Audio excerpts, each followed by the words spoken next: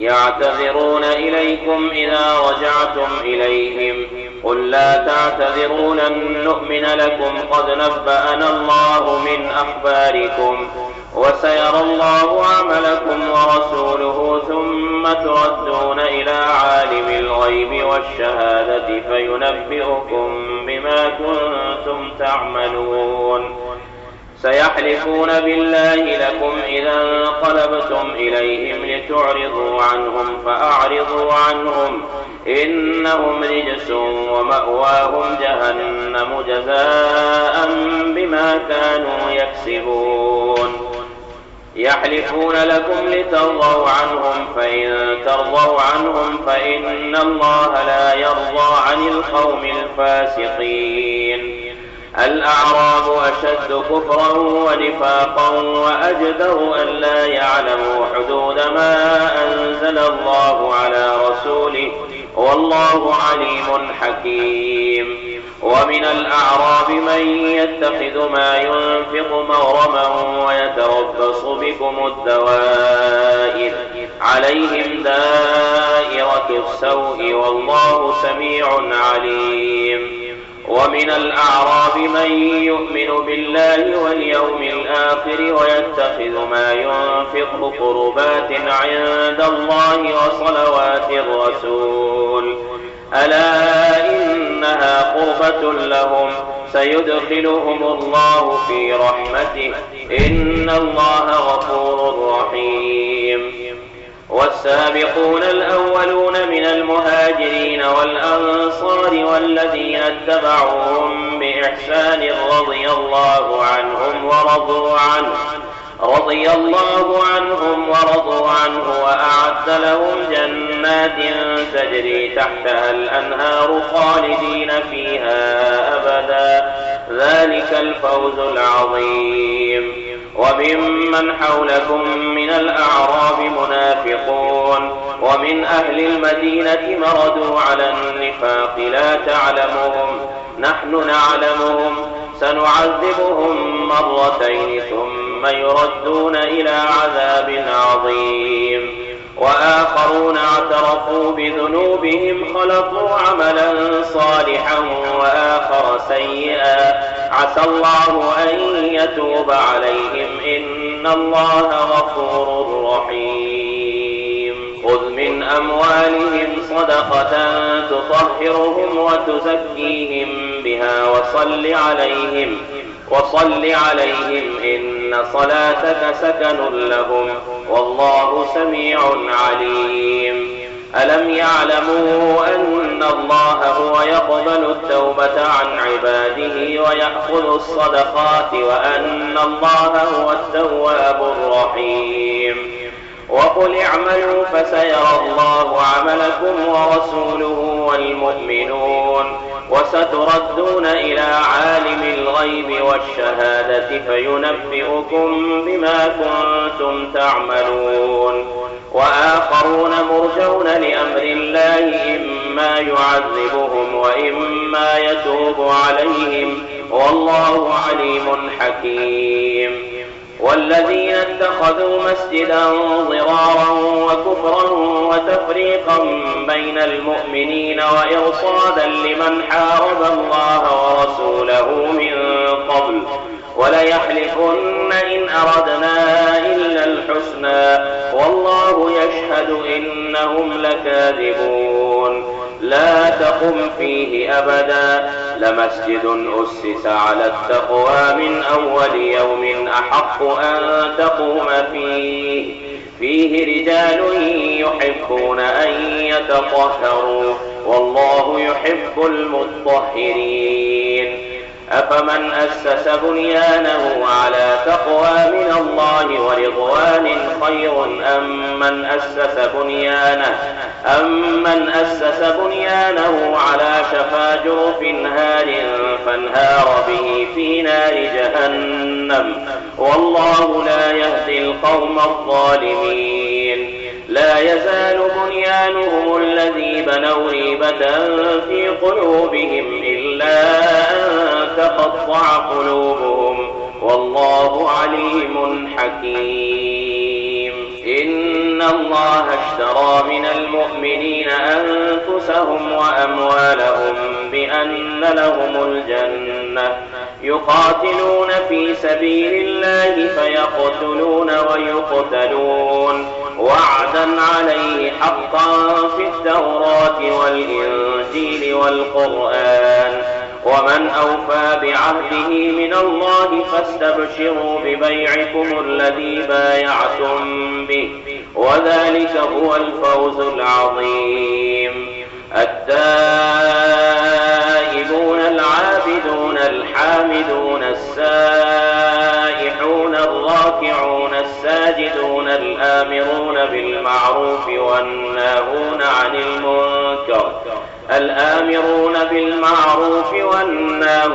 عن المنكر والحافظون لحدود الله وبشر المؤمنين. ما كان للنبي والذين آمنوا أن يستغفروا للمشركين ولو كانوا أولي قربى من بعد ما تبين لهم أنهم أصحاب الجحيم. وما كان استغفار إبراهيم لأبيه إلا عن موعدة وعدها إياه فلما تبين له أنه عدو لله تبرأ منه إن إبراهيم لأواه حليم. وما كان الله ليضل قوما بعد إذ هداهم حتى يبين لهم ما يتقون إن الله بكل شيء عليم. إن الله له ملك السماوات والأرض يحيي ويميت وما لكم من دون الله من ولي ولا نصير. لقد تاب الله على النبي والمهاجرين والأنصار الذين اتبعوه في ساعة العسرة من بعد ما كاد يزيغ قلوب فريق منهم ثم تاب عليهم إنه بهم رءوف رحيم. وعلى الثلاثة الذين خلفوا حتى إذا ضاقت عليهم الأرض بما رحبت وضاقت عليهم أنفسهم وظنوا أن لا ملجأ من الله إلا إليه ثم تاب عليهم ليتوبوا إن الله هو التواب الرحيم. يا أيها الذين آمنوا اتقوا الله وكونوا مع الصادقين. ما كان لأهل المدينة ومن حولهم من الأعراب أن يتخلفوا عن رسول الله ولا يرغبوا بأنفسهم عن نفسه ذلك بأنهم لا يصيبهم ظمأ ولا نصب ولا مخمصة في سبيل الله ولا يطؤون موطئا يغيظ الكفار ولا ينالون من عدو نيلا إلا كتب لهم به عمل صالح إن الله لا يضيع أجر المحسنين. ولا ينفقون نفقة صغيرة ولا كبيرة ولا يقطعون واديا إلا كتب لهم ليجزيهم الله أحسن ما كانوا يعملون. وما كان المؤمنون لينفروا كافة فلولا نفر من كل فرقة منهم طائفة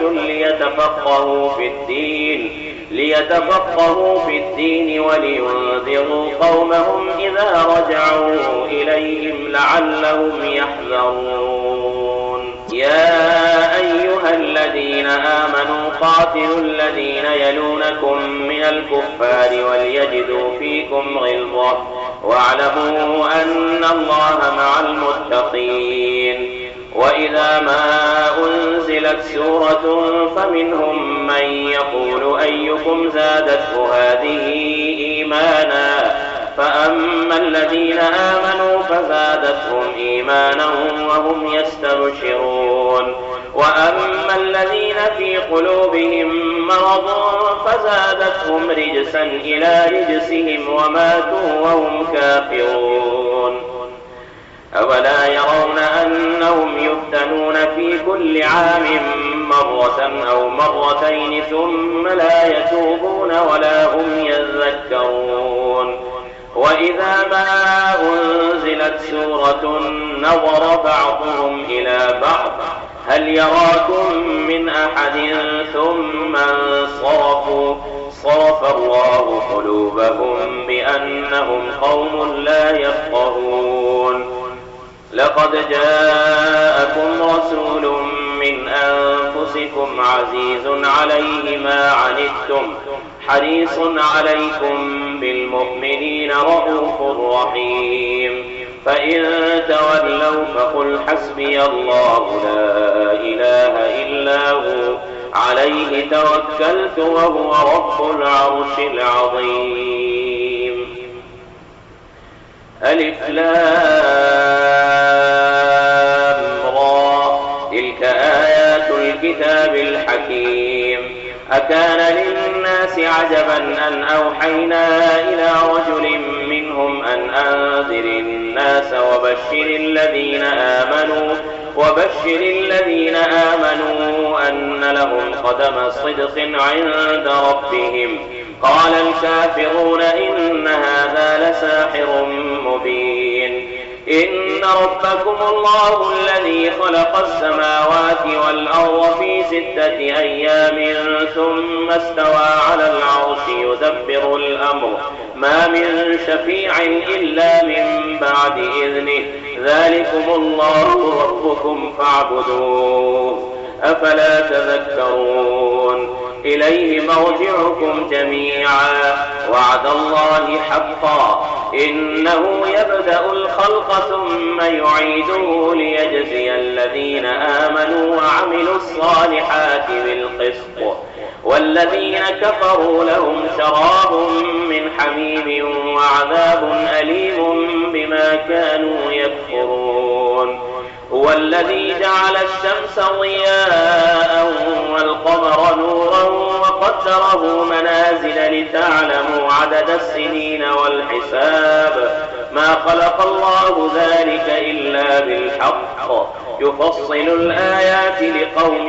يعلمون. إن في اختلاف الليل والنهار وما خلق الله في السماوات والأرض لآيات لقوم يتقون. إن الذين لا يرجون لقاءنا ورضوا بالحياة الدنيا واطمأنوا بها والذين هم عن آياتنا غافلون أولئك مأواهم النار بما كانوا يكسبون. إن الذين آمنوا وعملوا الصالحات يهديهم ربهم بإيمانهم تجري من تحتهم الأنهار في جنات النعيم دعواهم فيها سبحانك اللهم وتحيتهم فيها سلام وآخر دعواهم أن الحمد لله رب العالمين. ولو يعجل الله للناس الشر استعجالهم بالخير لقضي إليهم أجلهم فنذر الذين لا يرجون لقاءنا في طغيانهم يعمهون. وإذا مس الإنسان الضر دعانا لجنبه أو قاعدا أو قائما فلما كشفنا عنه ضره مر كأن لم يدعنا إلى ضر مسه كذلك زين للمسرفين ما كانوا يعملون. ولقد أهلكنا القرون من قبلكم لما ظلموا وجاءتهم رسلهم بالبينات وما كانوا ليؤمنوا كذلك نجزي القوم المجرمين. ثم جعلناكم خلائف في الأرض من بعدهم لننظر كيف تعملون. وإذا تتلى عليهم آياتنا بينات قال الذين لا يرجون لقاء نأت بقرآن غير هذا أو بدله قل ما يكون لي أن أبدله من تلقاء نفسي إن أتبع إلا ما يوحى إلي إني أخاف إن عصيت ربي عذاب يوم عظيم قل لو شاء الله ما تلوته عليكم ولا أدراكم به فقد لبثت فيكم عمرا من قبله أفلا تعقلون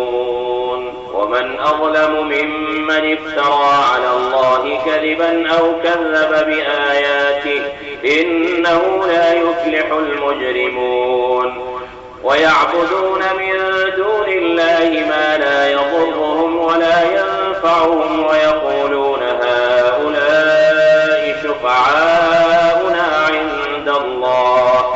قل أتنبئون الله بما لا يعلم في السماوات ولا في الأرض سبحانه وتعالى عما يشركون وما كان الناس إلا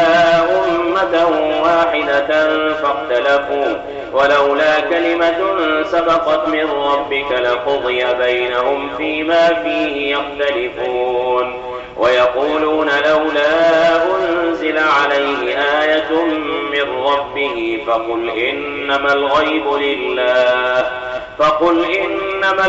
لله فانتظروا إني معكم من المنتظرين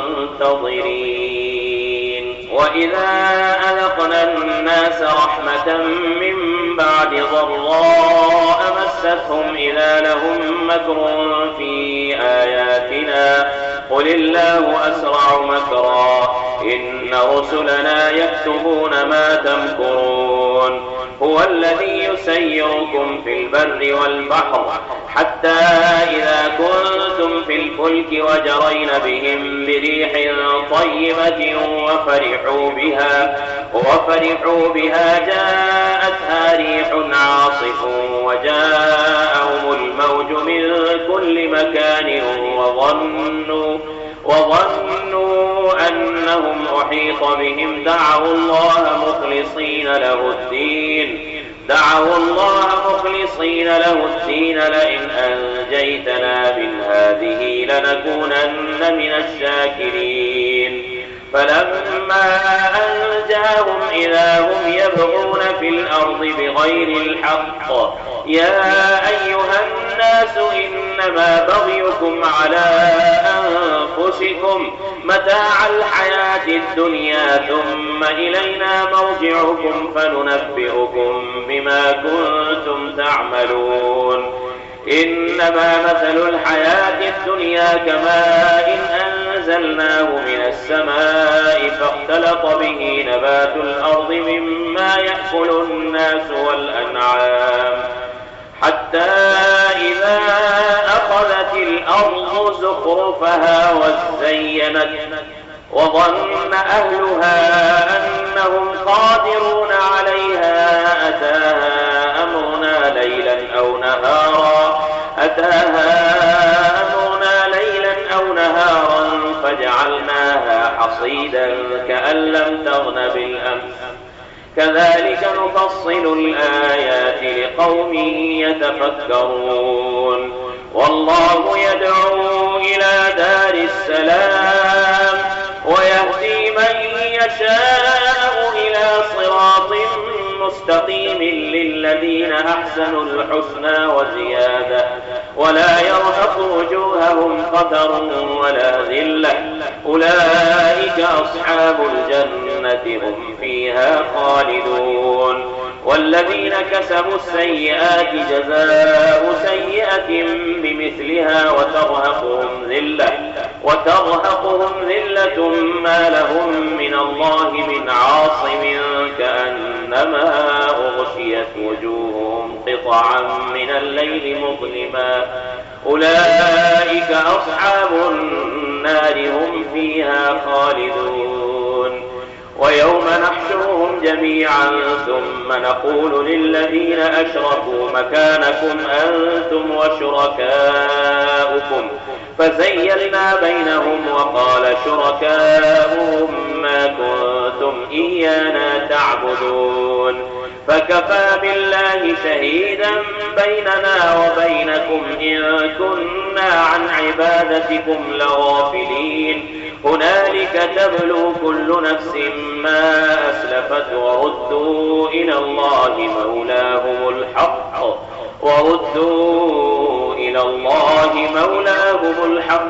وضل عنهم ما كانوا يفترون قل من يرزقكم من السماء والأرض أم من يملك السمع والأبصار ومن يخرج الحي من الميت ويخرج الميت من الحي ومن يدبر الأمر فسيقولون الله فقل أفلا تتقون فذلكم الله ربكم الحق فماذا بعد الحق إلا الضلال فأنى تصرفون كذلك حقت كلمة ربك على الذين فسقوا أنهم لا يؤمنون قل هل من شركائكم من يبدأ الخلق ثم يعيده قل الله يبدأ الخلق ثم يعيده فأنى تؤفكون قل هل من شركائكم من يهدي إلى الحق قل الله يهدي للحق أفمن يهدي إلى الحق أحق أن يتبع أم من لا يهدي إلا أن يهدى فما لكم كيف تحكمون وما يتبع أكثرهم إلا ظنا إن الظن لا يغني من الحق شيئا إن الله عليم بما يفعلون وما كان هذا القرآن أن يفترى من دون الله ولكن تصديق الذي بين يديه وتفصيل الكتاب لا ريب فيه من رب العالمين أم يقولون افتراه قل فأتوا بسورة مثله وادعوا من استطعتم من دون الله إن كنتم صادقين بل كذبوا بما لم يحيطوا بعلمه ولما يأتهم تأويله كذلك كذب الذين من قبلهم فانظر كيف كان عاقبة الظالمين ومنهم من يؤمن به ومنهم من لا يؤمن به وربك أعلم بالمفسدين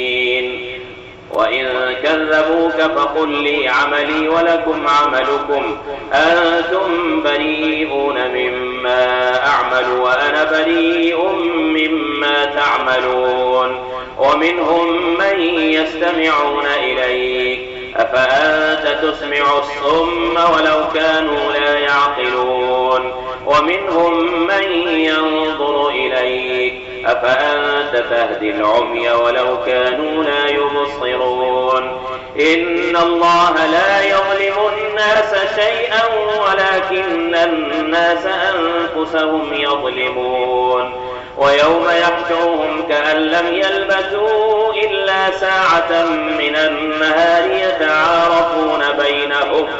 قد خسر الذين كذبوا بلقاء الله وما كانوا مهتدين وإما نرينك بعض الذين نعدهم أو نتوفينك فإلينا مرجعهم ثم الله شهيد على ما يفعلون ولكل أمة رسول فإذا جاء رسولهم قضي بينهم بالقسط وهم لا يظلمون ويقولون متى هذا الوعد إن كنتم صادقين قل لا أملك لنفسي ضرا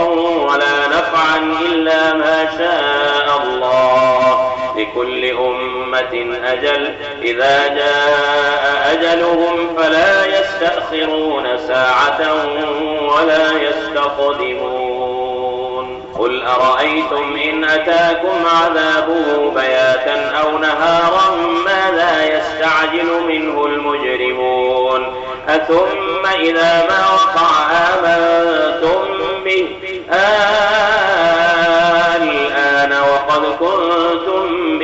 تستعجلون ثم قيل للذين ظلموا ذوقوا عذاب الخلد هل تجزون إلا بما كنتم تكسبون ويستنبئونك أحق هو قل إي وربي إنه لحق وما أنتم بمعجزين ولو أن لكل نفس ظلمت ما في الأرض لافتدت به وأسروا الندامة لما رأوا العذاب وقضي بينهم بالقسط وهم لا يظلمون ألا إن لله ما في السماوات والأرض ألا إن وعد الله حق ولكن أكثرهم لا يعلمون هو يحيي ويميت وإليه ترجعون يا أيها الناس قد جاءتكم موعظة من ربكم وشفاء لما في الصدور وهدى ورحمة للمؤمنين قل بفضل الله وبرحمته فبذلك فليفرحوا هو خير مما يجمعون قل أرأيتم ما أنزل الله لكم من رزق فجعلتم منه حراما وحلالا قل الله أذن لكم أم على الله تفترون وما ظن الذين يفترون على الله الكذب يوم القيامة إن الله لذو فضل على الناس ولكن أكثرهم لا يشكرون وما تكون في شأن وما تتلو منه من قرآن ولا تعملون من عمل إلا كنا عليكم شهودا إذ تفيضون فيه وما يعزب عن ربك من مثقال ذرة في الأرض ولا في السماء ولا أصغر من ذلك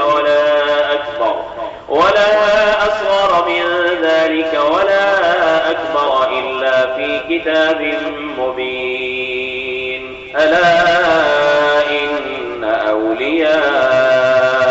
الله لا خوف عليهم ولا هم يحزنون الذين آمنوا وكانوا يتقون لهم البشرى في الحياة الدنيا وفي الآخرة لا تبديل لكلمات الله ذلك هو الفوز العظيم ولا يحزنك قولهم إن العزة لله جميعا هو السميع العليم ألا إن لله من في السماوات ومن في الأرض وما يتبع الذين يدعون من دون الله شركاء إن يتبعون إلا الظن وإن هم إلا يخرصون هو الذي جعل لكم الليل لتسكنوا فيه والنهار مبصرا إن في ذلك لآيات لقوم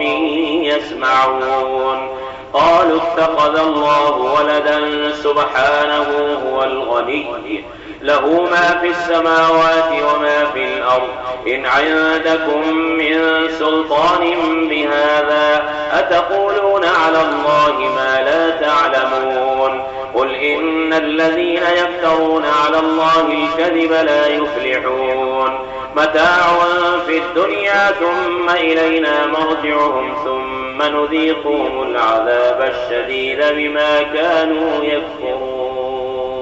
واتل عليهم نبأ نوح إذ قال لقومه يا قوم إن كان كبر عليكم مقامي وتذكيري بآيات الله فعلى الله توكلت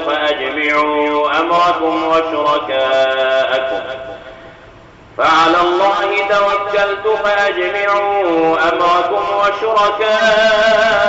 ثم لا يكن أمركم عليكم غمة ثم قضوا إلي ولا تنظرون فإن توليتم فما سألتكم من أجر إن أجري إلا على الله وأمرت أن أكون من المسلمين فكذبوه فنجيناه ومن معه في الفلك وجعلناهم خلائف وأغرقنا الذين كذبوا بآياتنا فانظر كيف كان عاقبة المنذرين. ثم بعثنا من بعده رسلا إلى قومهم فجاءوهم بالبينات فما كانوا ليؤمنوا بما كذبوا به من قبل كذلك نطبع على قلوب المعتدين. ثم بعثنا من بعدهم موسى وهارون إلى فرعون وملئه بآياتنا فاستكبروا وكانوا قوما مجرمين. فلما جاءهم الحق من عندنا قالوا إن هذا لسحر مبين. قال موسى أتقولون للحق لما جاءكم أسحر هذا ولا يفلح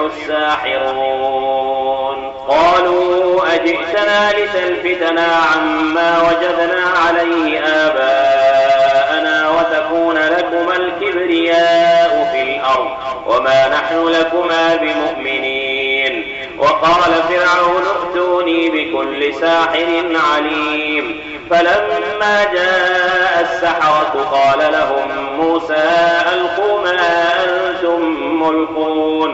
فلما ألقوا قال موسى ما جئتم به السحر إن الله سيبطله إن الله لا يصلح عمل المفسدين ويحق الله الحق بكلماته ولو كره المجرمون. فما آمن لموسى إلا ذرية من قومه على خوف من فرعون وملئهم أن يفتنهم وإن فرعون لعال في الأرض وإنه لمن المسرفين. وقال موسى يا قوم إن كنتم آمنتم بالله فعليه توكلوا إن كنتم مسلمين. فقالوا على الله توكلنا ربنا لا تجعلنا فتنة للقوم الظالمين ونجنا برحمتك من القوم الكافرين. وأوحينا إلى موسى وأخيه أن تبوأ لقومكما بمصر بيوتا واجعلوا بيوتكم قبلة وأقيموا الصلاة وبشر المؤمنين. وقال موسى ربنا إنك آتيت فرعون وملأه زينة وأموالا في الحياة الدنيا ربنا ليضلوا عن سبيلك ربنا اطمس على أموالهم واشتد على قلوبهم فلا يؤمنوا حتى يروا العذاب الأليم. قال قد أجيبت دعوتكما فاستقيما ولا تتبعان سبيل الذين لا يعلمون. وجاوزنا ببني إسرائيل البحر فأتبعهم فرعون وجنوده بغيا وعدوا حتى إذا أدركه الغرق قال آمنت أنه لا إله إلا الذي آمنت به بنو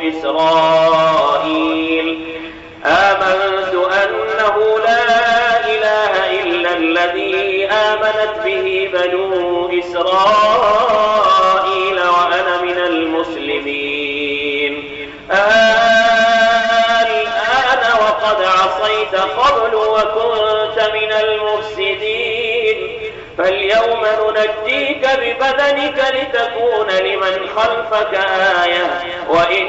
كثيرا من الناس عن آياتنا لغافلون. ولقد بوأنا بني إسرائيل مبوأ صدق ورزقناهم من الطيبات فما اختلفوا حتى جاءهم العلم إن ربك يقضي بينهم يوم القيامة فيما كانوا فيه يختلفون. فإن كنت في شك مما ما أنزلنا إليك فاسأل الذين يقرؤون الكتاب من قبلك لقد جاءك الحق من ربك فلا تكونن من الممترين ولا تكونن من الذين كذبوا بآيات الله فتكون من الخاسرين. إن الذين حقت عليهم كلمة ربك لا يؤمنون ولو جاءتهم كل آية حتى يروا العذاب الأليم فلولا كانت قرية آمنت فنفعها إيمانها إلا قوم يونس لما آمنوا كشفنا عنهم عذاب الخزي في الحياة الدنيا ومتعناهم إلى حين ولو شاء ربك لآمن من في الأرض كلهم جميعا أفأنت تكره الناس حتى يكونوا مؤمنين وما كان لنفس أن تؤمن إلا بإذن الله ويجعل الرجس على الذين لا يعقلون. قل انظروا ماذا في السماوات والأرض وما تغني الآيات والنذر عن قوم لا يؤمنون فهل ينتظرون إلا مثل أيام الذين خلوا من قبلهم قل فانتظروا إني معكم من المنتظرين ثم ننجي رسلنا والذين آمنوا كذلك حقا علينا ننجي المؤمنين. قل يا أيها الناس إن كنتم في شك من ديني فلا أعبد الذين تعبدون من دون الله ولكن أعبد الله الذي يتوفاكم وأمرت أن أكون من المؤمنين وأن أقم وجهك للدين حنيفا ولا تكونن من المشركين ولا تدع من دون الله ما لا ينفعك ولا يضرك فإن فعلت فإنك إذا من الظالمين. وإن يمسسك الله بضر فلا كاشف له إلا هو وإن يردك بخير فلا راد لفضله يصيب به من يشاء من عباده وهو الغفور الرحيم. قل يا أيها الناس قد جاءكم الحق من ربكم فمن اهتدى فإنما يهتدي لنفسه ومن ضل فإنما يضل عليها وما أنا عليكم بوكيل. واتبع ما يوحى إليك واصبر حتى يحكم الله وهو خير الحاكمين.